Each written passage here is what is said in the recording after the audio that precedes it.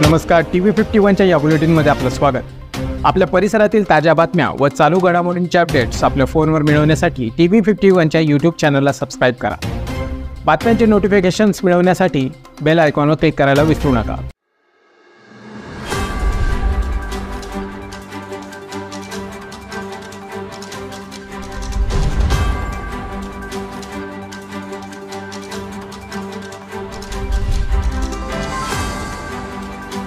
मालेगाव शहरात रंगपंचमीच्या दिवशी एका धक्कादायक घटनेने सर्वांचं लक्ष वेधलं आहे। मूळ मालेगावचा रहिवासी असलेल्या परंतु कॅनडाचे नागरिकत्व स्वीकारलेल्या व्यक्तीला एका व्यक्तीने मारहाण केल्याची घटना घडली आहे। या प्रकरणाची थेट कॅनडाच्या दूतावासाने गंभीर दखल घेतली असून त्या संदर्भात अपर पोलीस अधीक्षकांशी संपर्क साधून माहिती घेतली आहे। रंगपंचमीच्या दिवशी सायंकाळी मालेगावात सिगारेट मागण्यावरून झालेल्या वादातून ही घटना घडली।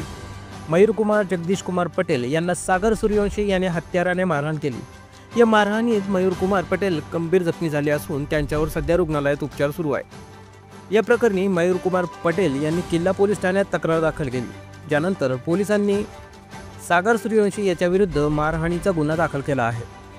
मयूर कुमार पटेल हे मूळचे मालेगावचे रहिवासी आहेत। डिसेंबर 2009 पासून ते कॅनडात वास्तव्यास असून गेल्या 15 वर्षापासून त्यांनी कॅनडाचे नागरिकत्व स्वीकारले आहे। रंगपंचमी सणानिमित्त ते मालेगावात आले होते, परंतु या सणाच्या दिवशीच त्यांच्यावर हा हल्ला झालाय। या घटनेनंतर कॅनडाच्या दूतावासाने तातडीने पावलं उचलत मालेगाव पोलिसांशी संपर्क साधला। दूतावासाने या प्रकरणाची गंभीर दखल घेतली असून आपल्या नागरिकाच्या सुरक्षेसाठी आवश्यक ती पावले उचलण्याचे आश्वासन दिले आहे। या घटनेमुळे आंतरराष्ट्रीय स्तरावरही मालेगावच्या या प्रकरणाकडे लक्ष वेधले गेले। मालेगावातील नागरिकांनी या घटनेबाबत संमिश्र प्रतिक्रिया व्यक्त केल्या आहेत। एका परदेशी नागरिकावर झालेल्या हल्ल्यामुळे अनेकांनी नाराजी व्यक्त केली आहे। स्थानिकांनी पोलिसांना या प्रकरणाचा सखोल तपास करून दोषींवर कठोर कारवाई करण्याची मागणी केली आहे। कॅनडाच्या दूतावासाच्या हस्तक्षेपामुळे या प्रकरणाला आंतरराष्ट्रीय स्वरूप प्राप्त झाले आहे।